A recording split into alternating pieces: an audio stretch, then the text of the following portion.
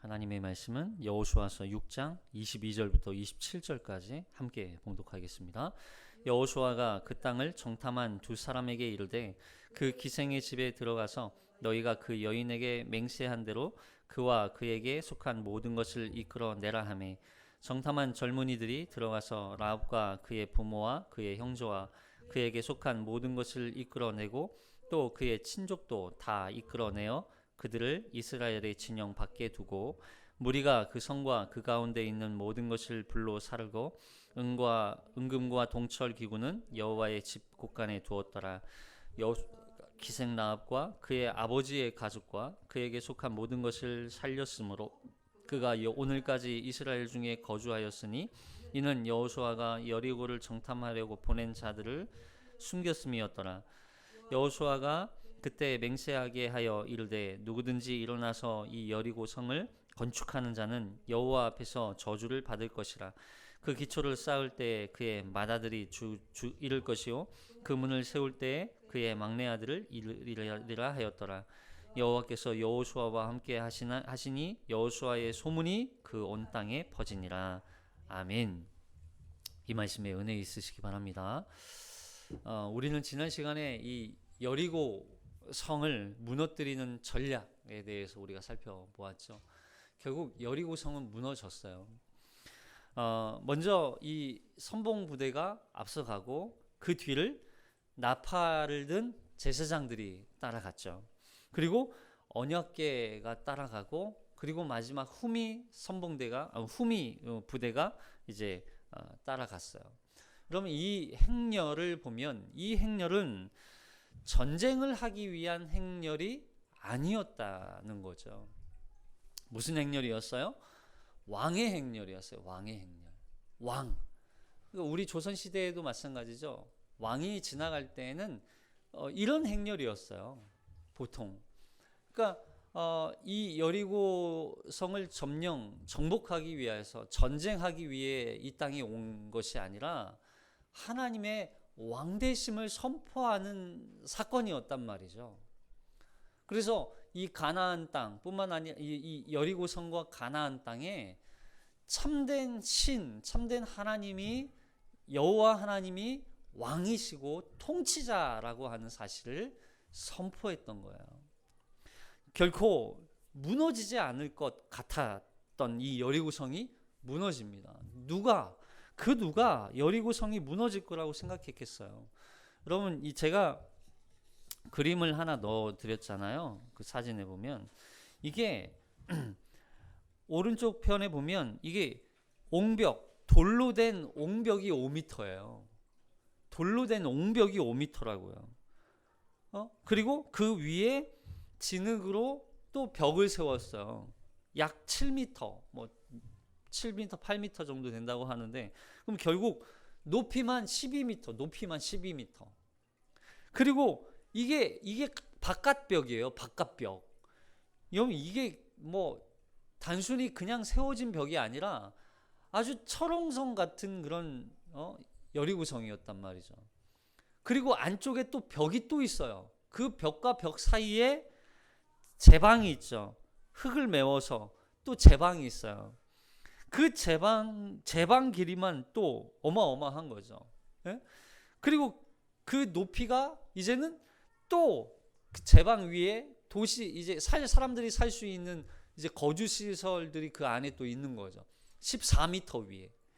그러니까 여러분 이 성이 무너진다는 건 상상할 수 없었던 그 시대에는 그 사람들. 더군다나 이 여리고 성에 살고 있던 사람들이 보통 1200에서 1500명, 많게는 2000여 명. 이 사람들이 그 안에서 그 고고학자들이 발굴한 그 자료에 따르면 그 안에 항아리마다 쌀이 가득했다는 거예요. 항아리마다. 그만큼 이 여리고 성이 무너지지 않을 거라는 걸 그들은 확실하고 그 안에서 버티면 된다고 생각했다. 버티면. 그러니까 항아리마다 쌀이 가득하니까 최소 6개월에서 1년 이상은 버틸 수 있었던 거예요. 그 사람들이. 더군다나 그 시기가 어떤 시기였어요? 추수 시기였잖아요. 먹을 게 있어요. 이 여리고성이 무너지지 않아요. 문을 다 닫았어요. 뭐 이스라엘 백성들이 어떤 막 무기가 엄청 거대한 무기들이 뭐 있었습니까? 아무런 무기도 없었어요. 그냥 뭐 맨 땅에 헤딩해도 이 여리고성은 무너지지 않아요. 근데 그 여리고성이 어떻게 해요? 무너져요. 무너졌다는 거예요. 뭐 엄청난 군사력이나 무기, 화력 때문에 무너진 것이 아니에요. 왜 무너졌어요? 왜 무너졌어요? 여러분, 이 땅의 진정한 통치자는 하나님이시라는 거예요. 하나님이 진정한 왕이시라는 거예요. 주인 대신. 그래서 주인 되었던, 그들이 주인일 것처럼 여겼던 그 여리고성 가나안 땅의 주인이 하나님이시라는 거예요. 하나님이 왕대심이 선포되는 사건이 바로 이 여리고 무너지는 거예요.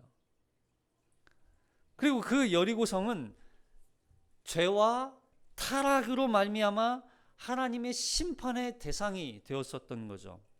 바로 여리고를 무너뜨림으로써 하나님의 참된 공의가 선포되는 거죠. 그리고 마지막으로 이 여리고성의 안식, 여러분 이 안식의 개념이라고 그랬잖아요. 여리고성이 무너지는 게 안식의 개념. 왜요? 7일 동안 7번 들고 나팔을 불고. 여러분 이거 모든 것이 다 뭐예요? 안식과 관련되어 있다고 그랬어요. 안식년. 그리고 희년이 선포될 때. 그래서 이 여리고 성뿐만 아니라 이 가나안 땅에 참된 안식이 선포된다고 그랬죠. 참된 안식. 그날이 언제 이루어질까요? 그러면 여러분 우리 인생 가운데서도 이런 여리고 함락되는 이 안식이 이루어지는 그날이 언제일까요? 마지막 주님이 다시 오실 그날이 안식이 완성되는 날이에요. 물론 우리도 이 땅에서 안식을 누리면서 살아가는 자들이지만, 그러나 진정한 참된 안식은 주님이 다시 오실 때, 그래서 그날 나팔이 울리는 거죠. 나팔이 울리면서 재림하시는 것, 그날 이 땅을 향한 하나님의 심판의 날인 동시에 하나님의 나라가 완성되는 참된 안식이 선포되는 그 보좌의 심판을 통하여서 하나님의 백성들, 구원받은 성도들이 구원받는 완전한 구원이 이루어지는 그날이 바로 재림의 날이다. 그런 거였죠. 자, 그리고 이제 여리고성이 무너질 때 라합과 그 집에 있던 사람들이 살려지죠. 자, 여기 22절 볼게요. 22절 시작. 여호수아가 그 땅을 정탐한 두 사람에게 이르되 그 기생의 집에 들어가서 너희가 그 여인에게 맹세한 대로 그와 그에게 속한 모든 것을 이끌어내라. 정탐한 젊은이들이 들어가서 라합과 그의 부모와 그의 형제와 그에게 속한 모든 것을 이끌어내고 또 그의 친족도 다 이끌어내어 그들을 이스라엘의 진영 밖에 두고. 여기 주목해야 할 단어가 뭐예요? 이끌어내라. 이끌어내다, 이끌어내고, 이끌어내요. 그러면 이 단어가 계속 반복되잖아요. 성경에서 항상 반복되는 단어는 굉장히 중요한 단어예요. 그래서 여러분 이 이끌어내다라고 하는 단어가 나가다, 이끌어 나가다, 떠나다 또는 이동하다 그런 뜻을 갖고 있어요. 그러니까 지금 무너지는 이 여리고성, 멸망하는 이 여리고성에서부터 떠나서 안전한 곳으로 옮기는 거예요. 안전한 곳으로 옮기는 거. 그러니까 이 여리고성은 우리 삶 가운데서 어떤 맞닥뜨리는 거대한 장애물을 이야기하는 것이라기보다는 이 여리고성은 여전히 죄와 사망 가운데 결국 그 하나님의 진노의 심판으로 멸망당하는 이 세상을 상징적으로 보여주는 거예요. 근데 그 멸망하는 세상으로부터 하나님의 택하심을 받은 하나님의 약속으로 말미암아 택함 받은 그 하나님의 백성을 하나님이 어떻게 하세요? 구원하시는 거예요. 건져내시는 거예요. 이 세상으로부터 멸망당하는 이 세상으로부터 건져내요. 구별하여 이동시키다, 안전한 곳으로 이동시키는 거, 이게 구원이라는 거죠. 여러분 여기 라합을 두고 뭐라고 부르는지 한번 보세요. 라합이라는 이름이 여기 나옵니까? 안 나옵니까? 라합이라는 이름이 나와요? 안 나와요? 안 나와요. 오히려 기생의 집이라고 불러요. 기생의 집. 왜 라합이라고 부르지 않았을까요? 그럼 기생의 집이라는 표현 참 이름도 안 부르고 기생의 집이라고 부르는 건 가장 천한 자, 가장 낮은 자, 가장 보잘것없는 자, 가장 쓸모없는 자, 가장 하나님 보시기에 아니 인간 대접도 못 받는 그런 이렇게 이런 표현도 그렇지만 그냥 벌레 같은 자, 그런 자를 하나님의 약속으로 말미암아 택함 받은 백성을 하나님은 구원하신다는 거예요. 여러분 이 기생의 집이 이제 보세요. 기생의 집이 무슨 집으로 바뀝니까? 하나님의 집으로 바뀌는 거예요. 그래서 기생의 집이 이제 하나님의 구원을 받아 하나님의 집으로 옮겨지는 거예요. 하나님의 집으로. 그 전까지는 이 세상에 살고 있을 때는 그저 기생의 집이었어요. 천덕꾸러기고 보잘것없는 자고 낮은 자였고 아무것도 할 수 없는 그냥 쓰레기 같은 그냥 버려진 자였어요. 그런데 하나님의 약속으로 말미암아 택함 받은 이 라합 기생의 집이 구원의 집이 되는 거예요. 그 집에 들어간 가족들, 그 집에 머물러 있는 가족들은 구원을 받게 되는 거죠. 왜요? 하나님의 약속 때문에. 그래서 거기 기생의 집으로부터 이제는 하나님의 집으로 옮겨지는 거예요. 지금까지는 자기의 힘과 지혜와 노력과 수고로 살아야 그저 그냥 목구멍에 풀칠할 수 있었던 그런 인생이었다면, 그럼에도 불구하고 이 기생이었다면, 여러분 기생의 삶에 뭐가 만족이 있었겠어요? 얼마나 풍요롭게 살았겠어요? 맨날 손가락질 당하죠. 맨날 사람들에게 비난당하죠. 만족할 수도 없었고 항상 괴롭고 아무리 노력해도 가질 수 없었고 이룰 수도 없는 그런 박탈감과 상실감으로 가득했던 그 인생이 이 기생의 인생, 기생의 집이었다면, 이제 거기로부터 이제는 이끌어내어 거기로부터 옮겨져서 거기로부터 이동하여 이제는 하나님의 집 안에서, 하나님의 그 집에서 충만함과 만족과 기쁨과 평안으로 가득 찬 그런 하나님의 품 안에서 누리는 그 은혜를 경험하게 되는 거예요.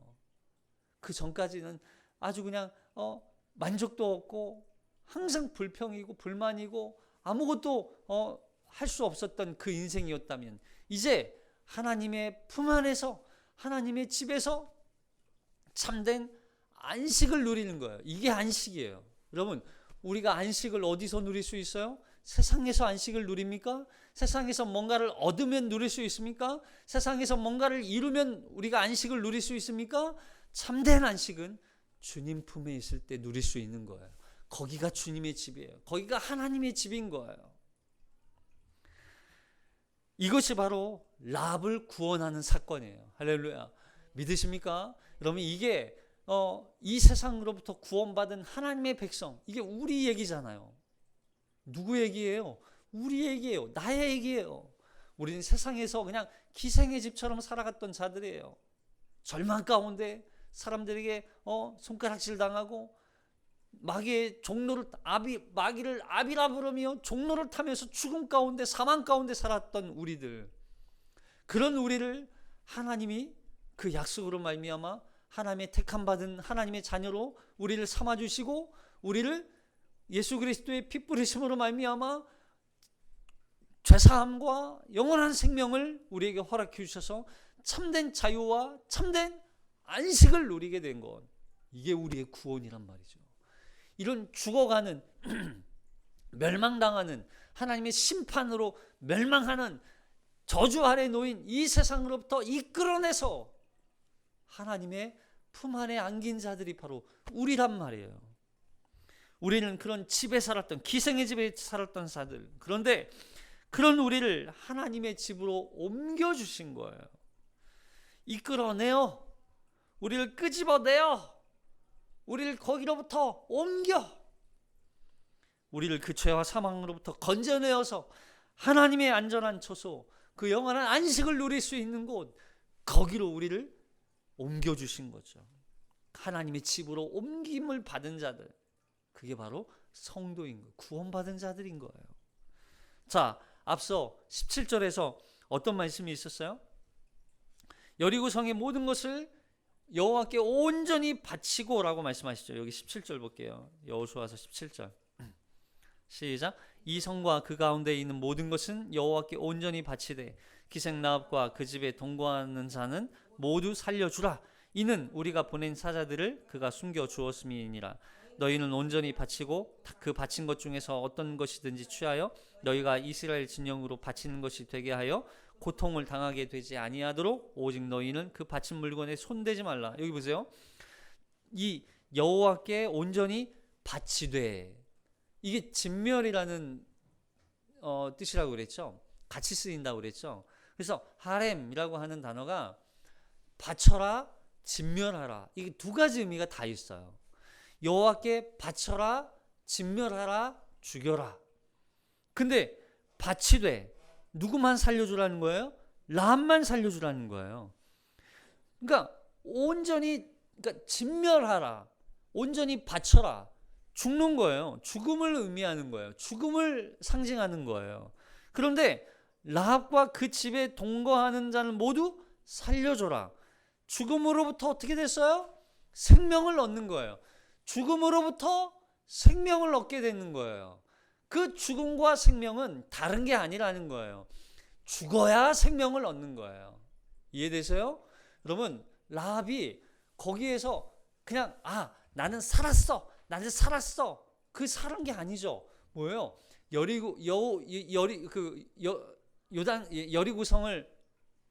여리고성에 살아있는, 거기에 거주하고 있는 동안에는 자기는 죽은 자처럼 사는 거예요. 죽은 자처럼. 왜요? 심판이 있으니까. 여리고성이 무너져야 거기로부터 생명을 얻을 수 있기 때문인 거예요. 살아날 수 있기 때문인 거예요. 그래서 그 진멸 동시에 뭐가 주어져요? 생명이 주어지는 거예요. 진멸 동시에 생명이 주어지는 거예요. 우리 예수 그리스도께서 십자가에 죽으시는 사건을 통하여서 택함 받은 자들이 살아나는 거예요. 할렐루야. 이게 원래예요. 나 살고 싶어요. 뭐 해야 돼요? 죽어야 돼요.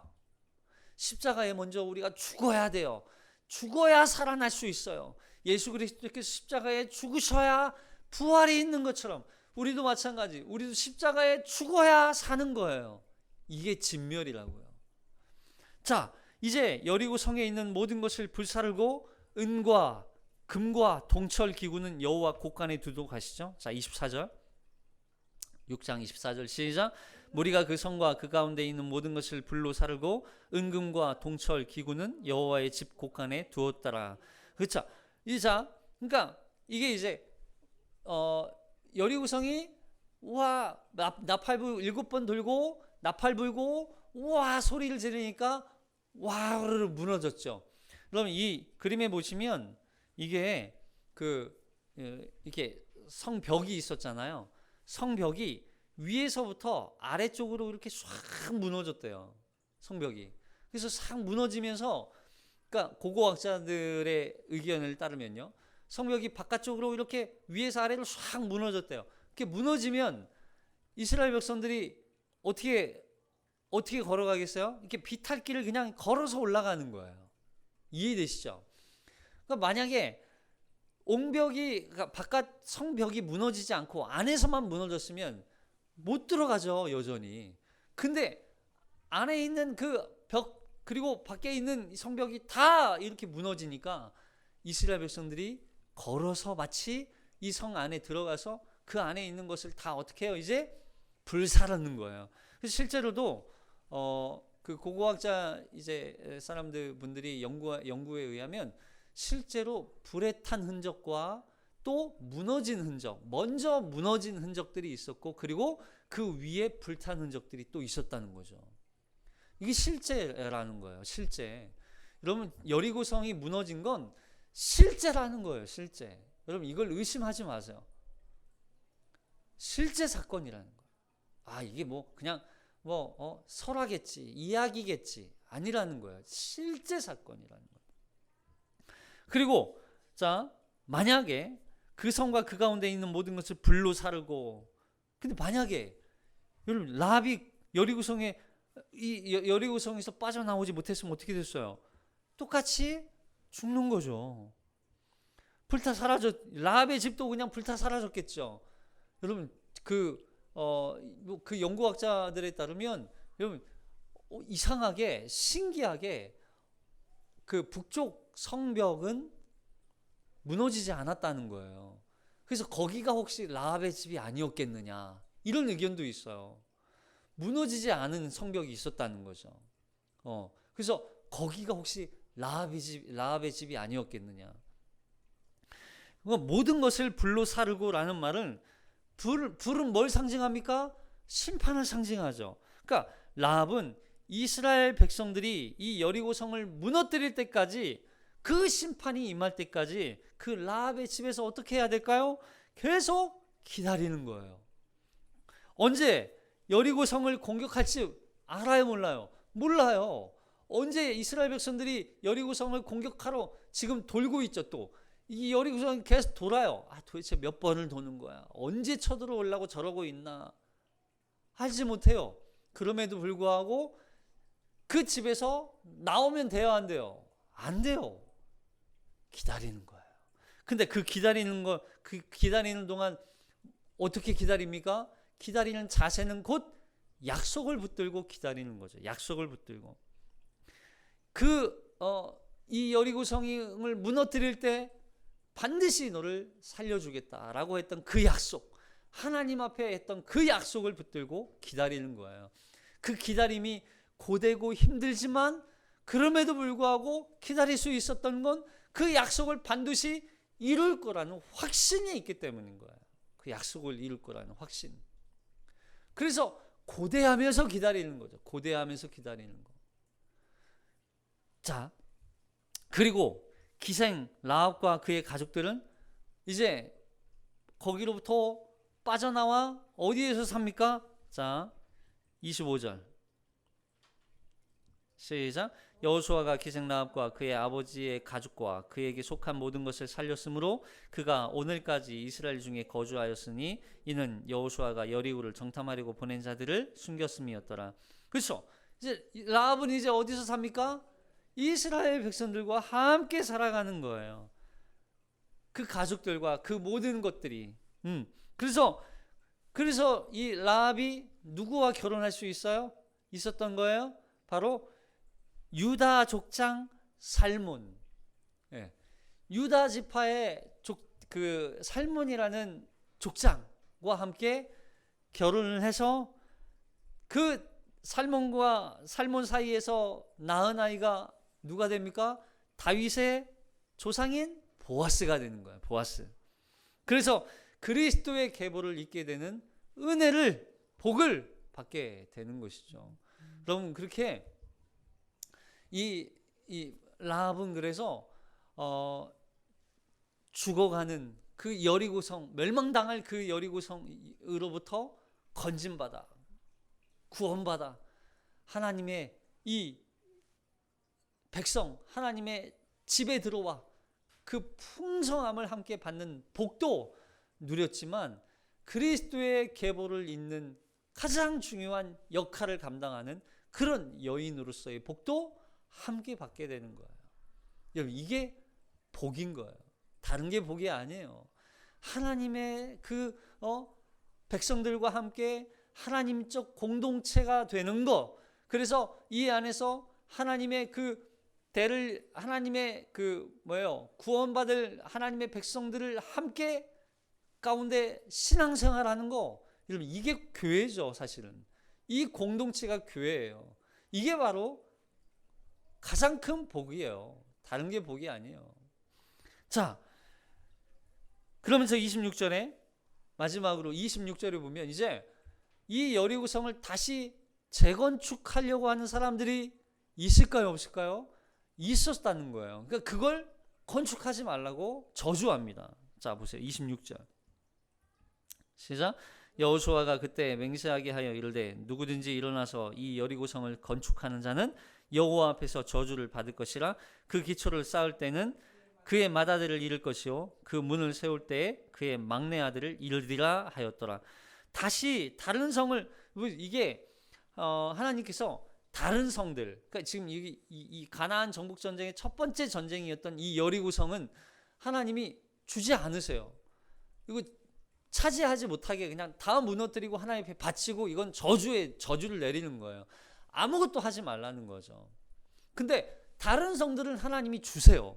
다른 성들은 하나님이 차지하게 하시고 그 성에 들어가 살게 하시기도 하고 그 성과 관련된 포도원도 주시고 뭐 여러 가지 다 하나님이 주세요. 그런데 이 여리고성은 안 된다는 거예요. 이 저주가 500년, 약 500년 후에 아합 왕이 다스릴 때에, 아합 시대에 히엘이라고 하는 이 사람이 여리고성을 재건축하는데 앞장서요. 자, 여기 보면, 자, 열왕기상 16장 34절. 이 히엘이 이 여리고성을 재건축하는데 앞장서요. 그러자 어떻게 됩니까? 똑같이 저주가 임합니다. 그 시작. 그 시대에 베델 사람 히엘이 여리고를 건축하였는데 그가 그 터를 쌓을 때 맏아들 아비람을 잃었고 그 성문을 세울 때 막내 아들 수굽을 잃었으니 여호와께서 눈의 아들 여호수아를 통하여 하신 말씀과 같이 되었더라. 실제로 여러분, 히엘이라는 사람, 그의 이름이, 이 히엘이라고 하는 이름의 뜻이 뭐냐면 하나님은 살아계시다는 뜻이에요. 하나님은 살아계시다. 그럼 이 사람도 하나님을 믿었던 사람이에요, 안 믿었던 사람이에요? 하나님을 알고 하나님적 공신앙을 가지고 공동체 안에서 살았던, 더군다나 베델 사람이에요. 베델 사람. 이스라엘 12지파 중에 베냐민 지파가 이 분배받은 땅에서 살던 사람이에요. 근데 이 히엘을 하나님의 말씀을 무시하는 거죠. 결국 하나님의 말씀을 가볍게 여기고 이 여리고성을 재건축하는 일에 적극적으로 앞장서요. 결국 여호수아의 예언대로, 저주대로 두 아들을 잃게 되는 거예요. 여러분, 여호수아가 이 여리고성을 그럼 왜 건축하는 자를 저주하는 이유가 뭐예요? 여리고성의 이 멸망이 어떤 걸로 인하여서 멸망당한 거예요? 이스라엘 백성들이 단순히 이 성 너무 좋아, 이 성 차지하고 싶어, 이 성 갖고 싶어, 그래가지고 이 여리고성이 무너진 겁니까? 아니에요. 여리고성은 하나님의 심판이었단 말이에요. 뭐에 대한 심판? 죄에 대한 심판. 이 가나안 땅 전체에 대한 심판인 동시에 이 죄에 대한 심판을 통하여서 하나님이 진정한 왕이야. 우상 숭배하는 거짓과 모든 탐욕과 진짜 이 가나안 땅에 이루어졌던 그 죄악들, 말로 할 수 없는 그 죄악들이, 잔인한 죄악들이 너무나 많았어요. 성적으로 타락하고 생명을 막 그냥 무시하고, 그 죄에 대한 하나님의 심판이었어요. 그 첫 번째가 여리고성이었다고요. 그러니까 첫 번째 이 심판을 통해서 하나님이 얼마나 죄를 무섭게 다루시는지. 그래서 다시 이 여리고성이 세워져서는 안 되는 거죠. 그리고 여리고성은 가나안의 죄악이 가득한 도시였기 때문에 이 성을 멸망시킴으로써 하나님이 이 죄에 대해서 심판을 얼마나 무섭게 하시는지 깨닫게 되는 거죠. 그걸 기억하는 거예요. 그리고 하나님은 이스라엘 백성들이 이 가나안 족속들이 섬겼던 그 우상, 그들이 따랐던 그 삶의 문화 방식들, 그걸 하나님 백성들은 따르지 않기를 원했던 의도가 있었던 거죠. 따라서 이 여리고성을 다시 세우려고 한다는 것은 하나님을 향한 도전이에요. 하나님을 향한 도전. 하나님의 의도에 반하는 행동, 하나님에 대한 반역, 하나님의 그래서 그 반역으로 말미암아 저주를 받게 되는 거죠. 그래서 막았던 거. 근데 그걸 히엘이라는 사람은 무슨 아니야. 결국에는 뭐예요? 하나님을 반역했다는 얘기는 하나님의 말씀을 듣지 않았다는 거. 자기가 하나님보다 더 위에 있다고 여겼던 거예요. 자기가 하나님보다 왕이라는 사실, 내가 하나님이라는 거예요. 결국에는. 여러분, 이 세상은 항상 이 원리예요. 세상의 원리는 하나님보다 자기가 더 뛰어나다. 내가 하나님이다. 내가 왕이다. 내가 신이다. 이게 세상이에요. 그런데 하나님의 나라는요. 우리가 하나님의 백성이 되었다는 얘기는요. 나는 하나님의 통치와 다스림을 받는 하나님의 종입니다. 그래서 우리는 하나님의 말씀에 순종합니다. 이해가 되고 납득이 되지 않아도 우리는 그 말씀에 순종합니다. 이게 하나님의 백성이에요. 우리 성도의 삶의 원리는 하나님의 말씀에 순종하는 거예요. 야, 여리고성을 7바퀴 돌아. 그냥 아무 말도 하지 말고 대꾸하지 말고 돌아. 그냥 여러분, 이거 말씀에 순종하는 게 쉽겠습니까? 이해가 되지 않고 납득이 되지 않아도 이걸 해야 돼요. 이게 근데 신앙이란 말이에요. 이게 순종이라고요. 이게 성도의 삶이에요. 자, 그래서 이런 이렇게 무너진 여리고성, 이 일에 대해서 여호수아에 대한 소문이 온 땅에 퍼집니다. 자, 27절 시작. 여호와께서 여호수아와 함께 하시니 여호수아의 소문이 그 온 땅에 퍼지니라. 여기서 소문은 누구에 대한 소문일까요? 여호수아에 대한 소문일까요? 아니면 여호수아와 함께하는 하나님에 대한 소문일까요? 여호수아와 함께 하시는 하나님에 대한 소문이죠. 하나님이 함께하는 여호수아. 예? 하나님이 함께 하시는 여호수아. 그래서 여러분, 우리의 이름이 소문이 되는 게 중요한 게 아니에요. 하나님이 우리와 함께 하시는, 그래서 나와 함께 하시는 하나님에 대한 소문이 온 땅에 퍼질 때 비로소 하나님의 영광이 드러나는 거예요. 여러분, 이 요단강을 건넌 사건도 이스라엘 백성들뿐만 아니라 가나안 사람들에게 엄청난 지도력을 보여준 사건이죠. 그리고 이 여리고성을 무너뜨린 것은 가나안 사람들에게 엄청난 충격과 공포였을 거예요. 여리고성이 무너졌다고? 어떻게? 야, 이스라엘 백성들이 이제 여리고성을 무너뜨리고 아이성 무너뜨리고 오면서 모든 이 가나안 땅을 다 무너뜨리고 정복하면서 올 건데 어떡하지? 우리는 죽은 자, 이 끝났다 이제는. 그들이 엄청난 충격과 공포를 느껴요. 근데 보세요. 여러분, 이 여호수아의 소문이, 자 보시면 여호수아의 이름이 신약 시대에는 어떤 이름이라고 그랬죠? 예수라고 그랬잖아요. 예수의 소문이에요. 가나안 땅에 살고 있는 사람들, 여리고성 사람들도 마찬가지였지만 그들이 들은 소문은요, 하나님의 심판과 하나님의 진노와 멸망에 대한 소문이었어요. 근데 보세요. 동시에 그 심판과 멸망은 뭘 반증한다 그랬어요? 구원, 복음을 선포한 걸이라고 반증한다 그랬죠. 결국에는 여호수아에 대한 소문은 그들이 빨리 돌이켜 회개하고 하나님 앞에 나오는 것이 그들에게는 복음이 선포되는 거예요. 이게 그래서 신약 시대에 이 예수의 소문을 듣는 게, 보세요. 예수의 소문을 들은 자들이 처음에는 놀랍게 여겼지만 나중에는 두려워하죠. 그 복음을 듣는 건 항상 두 가지예요.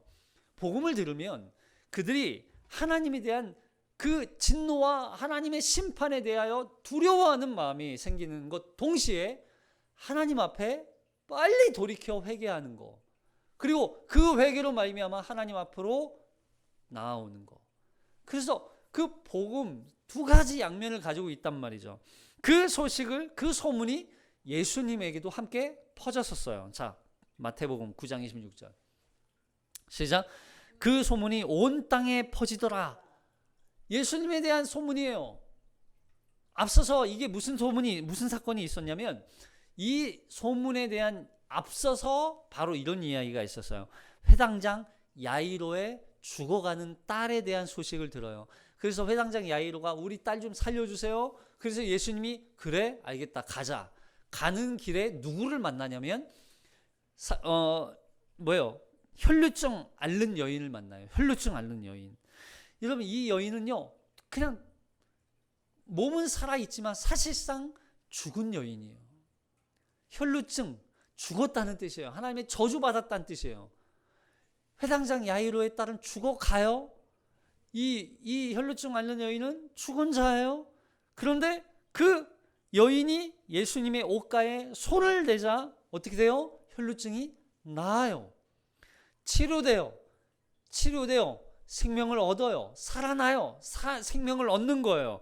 그 사이에 야이로의 딸이 어떻게 됩니까? 죽어요. 그래서 사람들이 야, 네 딸 죽었어. 회당장 야이로에게. 좀 빨리 오지. 여러분, 야이로의 입장에서 생각해 보세요.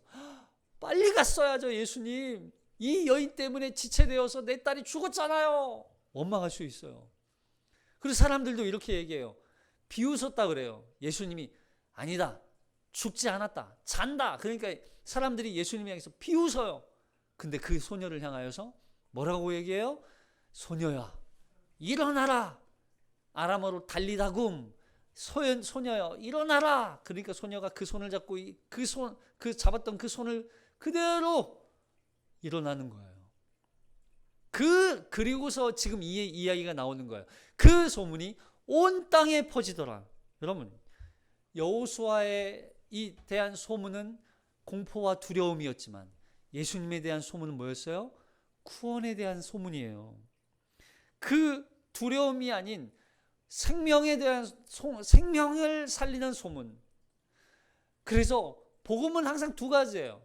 복음은 우리가 이 땅 가운데 소문을 전해야 되는데 어떤 소문? 하나님의 심판에 대한 소문. 그리고 그 심판과 함께 구원이 선포되는 생명을 살리는 소문. 두 가지를 선포하는 거예요. 이 소문으로 말미암아 이 땅 가운데, 이 죽어가는 세상 가운데, 이 가나안 땅과 같은 하나님의 죄와 이 죄와 사망으로 말미암아 심판받아 무너지고 절망 가운데 놓여 있는 이 땅 가운데 여호수아의 소문을 선포하고 예수 그리스도의 소문을 선포하는 거예요. 저주가 임했다. 심판이 임한다. 무너진다. 끝났다. 너희는 이 심판으로 말미암아 멸망당한다. 그러나 하나님은 너희를 살리기를 원한다. 이 세상을 살리는 유일한 방법은 오직 예수 그리스도를 믿는 거. 그 예수 앞에 돌아와라. 회개하고 외치며 하나님 앞으로 돌아와라. 그때 너희가 사는 거예요. 여러분, 이게 바로 복음이에요. 우리가 이러한 삶을, 이러한 인생을 사는 것입니다. 성경은 그래서 항상 우리에게 복음의 양면성을 선포하는 겁니다.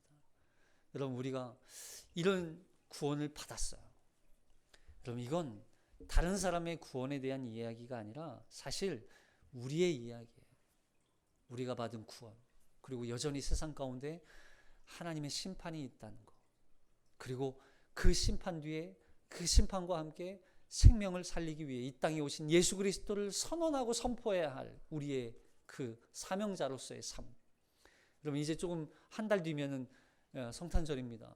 여러분, 성탄절은 노는 날이 아니고 즐겁게 어떤 행사를 하는 그런 날이 아니라 이 땅을 향한 애끓는 그 심판에 대한 애끓는 심정으로 하나님의 복음을 선포하는 귀한 그런 성탄절이 되어야 할 줄로 믿습니다. 그런 한 주를 또한 살아내는 저와 여러분이 되시기를 주님의 이름으로 축복합니다. 기도하겠습니다.